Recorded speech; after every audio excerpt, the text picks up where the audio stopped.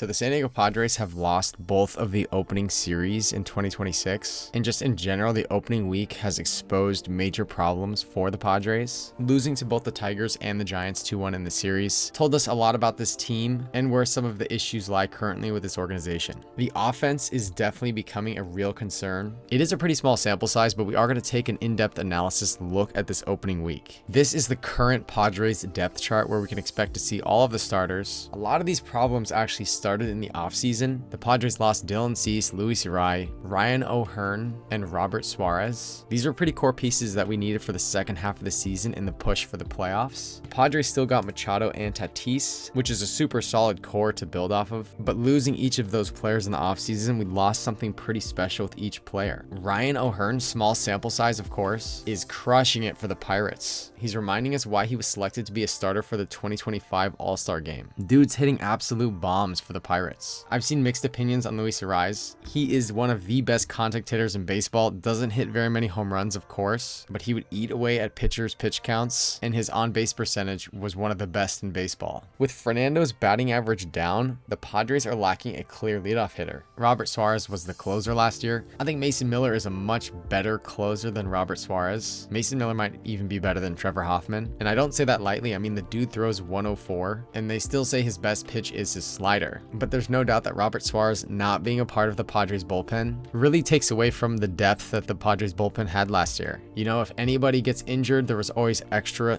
gas relief pitchers to step in. Although Robert Suarez might have not been the closer this year had he remained on the team, he would have made for an outstanding setup pitcher. And we've already seen some of the setup pitchers this season struggle. And I think that's pretty much going to be his role over in Atlanta too. Dylan Cease pitched really well during his first outing for the Blue Jays. Obviously, it's just one game. In that game with the Blue Jays, he pretty much showed everyone why he was a big part of the Padres when they were a team that was good enough to make the playoffs. This is the current Padres depth chart, and Miguel Andura as our DH. Our most used left fielder is Ramon Laureano at 71% playing time. Jackson Merrill in center field with 89%. Fernando Tatis projected to get 94% of the playing time in right field. Manny Machado 79% at third base, likely going to ping pong between DH and third base. Xander Bogaerts at shortstop with 87%. Jake Cronenworth 74% at second base, and Gavin Sheets takes over first base at just 53%. Nick Castellanos right behind him at 22%. And the starting five for the Padres are projected to be Nick Pivetta, Michael King, Joe Musgrove, Randy Vasquez, and Griffin Canning. But it really does feel like we have 6 starting pitchers competing for those final 2 spots. Mason Miller is the projected closer, with Adrian Morhone and Jason Adam as the setups. So how did the Padres do in the first week of 2026 without those key players that we lost in the offseason? It is just 1 week of baseball, but it didn't go very well. It seems like some of the problems that the Padres had last season were a little bit amplified in this opening week. We had problems with slugging and batting average. Across the first week, the Padres have the 28th lowest OPS in MLB, followed by the Giants and the Athletics. And the Giants actually beat us in the series when we played them.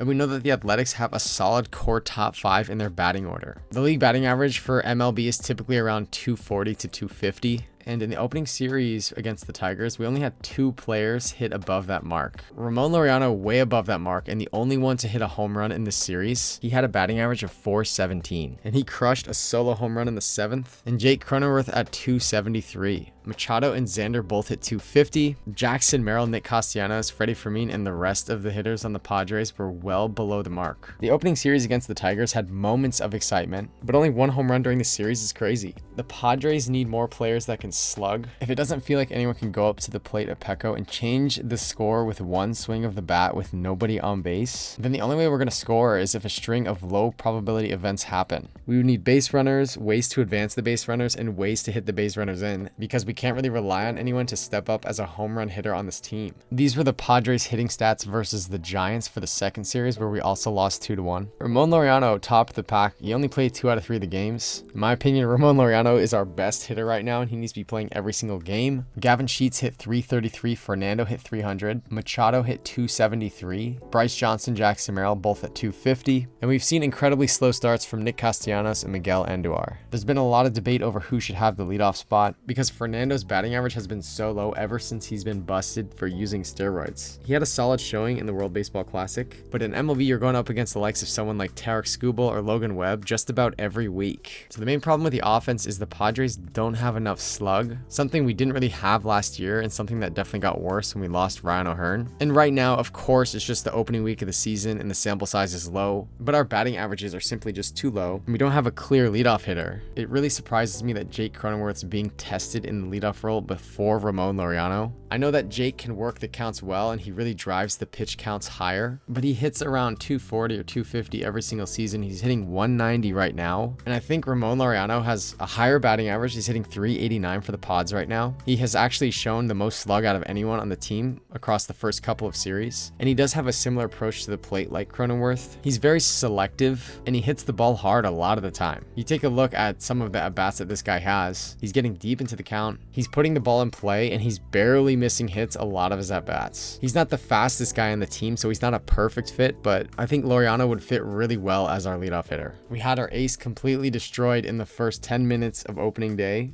going down 4-0 against the Tigers. Nick Pivetta is the guy who we kind of hope to be able to throw against any offense and have a shot at winning the game. So it was really shocking and deflating to see Nick Pivetta get rocked by the Tigers right out of the gate this year. All of these things put together too make me worry that we're not a playoff team this year. And I'm not saying that we're not a playoff team. There's no question that it's way too small of a sample size. Based on how things shook out last year, the team feels very different this year. Last year, we started out the season 7-0. And similarly to this year, we played a playoff team to start the season and we swept them. And the Padres also faced the reigning Cy Young winner last season as well. And the Padres beat Chris Sale, which started their 7-game winning streak. And this year, the tempo and the rhythm of the season is totally different. The reigning Cy Young pitcher this season shut us down.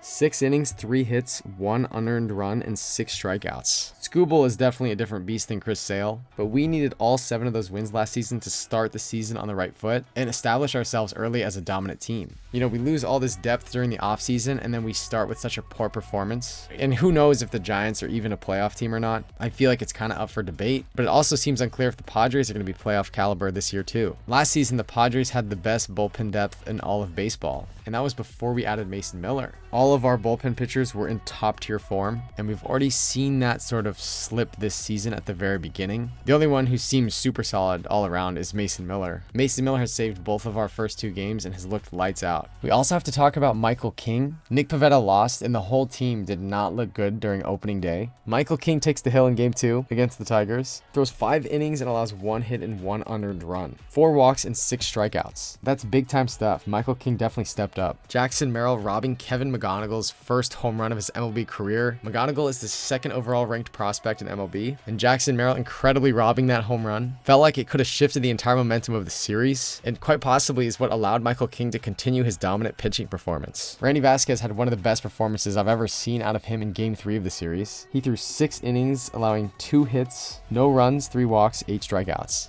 That was definitely one of the positives from this opening week. I know that guy's been working really hard in the offseason. I've seen the videos of him training, and he's working on his pitches and his location, and he's trying to become more reliable as a starting pitcher. And shutting down the Tigers in his first start was so refreshing to see and gave me hope for Randy Vasquez being more consistent going forward. But there's no question, Pivetta giving up 4 runs in the first inning on opening day completely changed the tone of the series. And even though King and Vasquez had really strong performances, some of the weaknesses of the team seemed to surface and we weren't able to win either series. In game 1, the Tigers' win percentage jumped to 87% after Nick Pivetta allowed 4 runs in the first inning in the first 10 minutes of the whole season. That was less reliable than we saw Nick Pivetta all of last season. Game 2, we lost 5-2. The score was tied 2-2 at one point. And I really feel the turning point to that game was when Craig Stammen, the Padres manager, decided to go with Wandy Peralta over Mason Miller in the 8th inning. We had a tie game, 2 outs, bases loaded, Kevin McGonigal at the plate. Game 1 had already gone terrible with Nick Pivetta. Game 2 was close, and Craig Stammen decided to go with a relief pitcher that's outside of our top tier relief pitchers, just because he wanted that lefty-lefty matchup and he thought that would be best, you know. But alternatively, Mason Miller could have got the final out in the 8th and pretty much guaranteed extra innings, the form that he's in, if we didn't score at all. I think if we really truly were trying to win that game, we give the ball to Mason Miller in the 8th inning with 2 outs and in a jam, and we see what our offense can do with a tied baseball game in the 8th and the 9th inning. So I do think it came down to that. He did actually speak why he didn't put Mason Miller in that game. Is there any consideration to get Miller up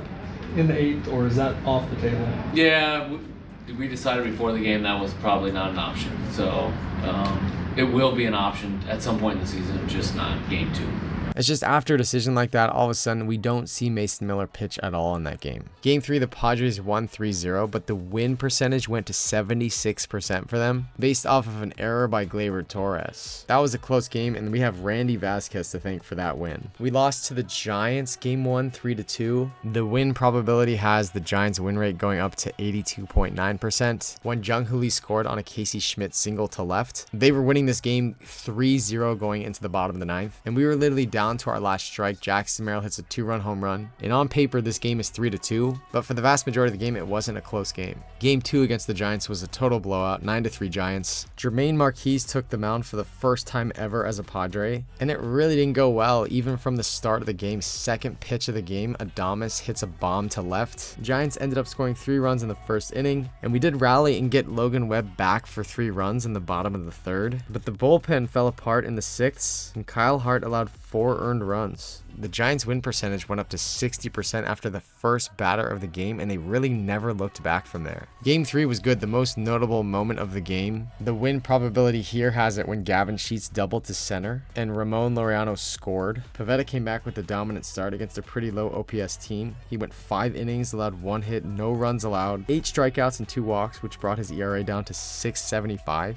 Mason Miller came out in the 8th inning. Padres added on 4 runs in the bottom of the 8th. Tatis hit an infield single, and the Padres rallied and won the game 7-1 with 10 hits. So things were looking up at the end of the series. Let me know in the comment section below what changes would you make to the Padres batting order, especially after seeing how they performed in the opening week. And definitely make sure to like this video and subscribe to this channel. It'd be fun to grow this channel into a Padres series recap podcast. It could be something for Padre fans to watch after every series and in between games, and we're all thinking about the current status of the team. Let me know any feedback you have in the comment section below. That does it for this video. Goodbye.